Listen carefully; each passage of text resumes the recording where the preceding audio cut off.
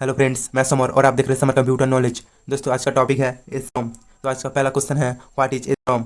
एसरॉम यानी SRAM stands for static random access memory. It is a semiconductor memory, यानी SRAM एक semiconductor memory है।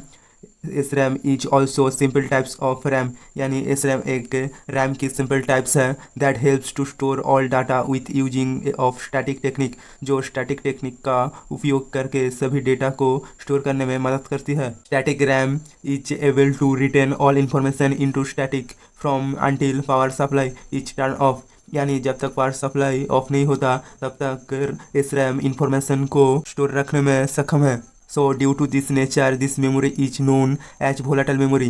तो इसी नेचर के लिए इस मेमोरी को वोलाटाइल मेमोरी से भी जानते हैं। तो ये था SRAM क्या है। उसके बाद दूसरा क्वेश्चन, टाइप्स ऑफ SRAM। पहला पॉइंट नॉन वोलाटाइल SRAM, दूसरा पॉइंट स्यूडो SRAM। उसके बाद तीसरा क्वेश्चन, फीचर्स ऑफ SRAM। पहला point, SRAM is significantly quicker than DRAM, यानी SRAM DRAM से काफ़ी तेज है। उसके बाद दूसरा point, it's frequently utilised only as a memory cache, यानी इसका उपयोग अक्सर केवल मेमोरी कैश के रूप में किया जाता है।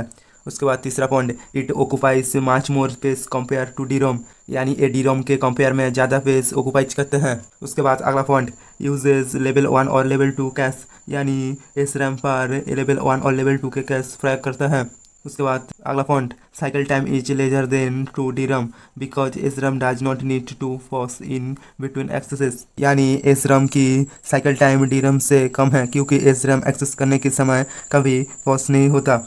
उसके बाद अगला point, does not need refresh circuits, यानी यहाँ पर सर्किट्स को रिफ्रेश करने की ज़रूरत नहीं पड़ती। उसके बाद अगला पॉइंट, मोर कॉम्प्लेक्स कॉन्ट्रक्शन, यानी SRAM की जो कॉन्ट्रक्शन यानी जो डिजाइन है वो बहुत ही जटिल है।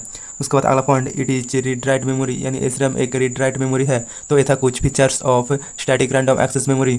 उसके बाद अगला क्वेश्चन, एडवांटेज ऑफ SRAM। पहला पॉइंट, SRAM इज फास्टर, यानी SRAM तेज है। उसके बाद दूसरा point, SRAM only has medium power consumption, यानी SRAM मीडियम पावर कंज्यूमशन करते हैं। उसके बाद अगला point, SRAM can be used to create a speed sensitive cash, यानी SRAM की उपयोग स्पीड सेंसिटिव कैश को क्रिएट करना। उसके बाद अगला point, performance better than DRAM, यानी SRAM की परफॉर्मेंस DRAM से बेटर है। उसके बाद अगला पॉइंट, इजी एक्सेस सर्किटरी, यानी SRAM पर सर्किटरी एक्सेस इजी है। तो ये था कुछ एडवांटेज ऑफ SRAM। उसके बाद अगला क्वेश्चन, डिसएडवांटेज ऑफ SRAM।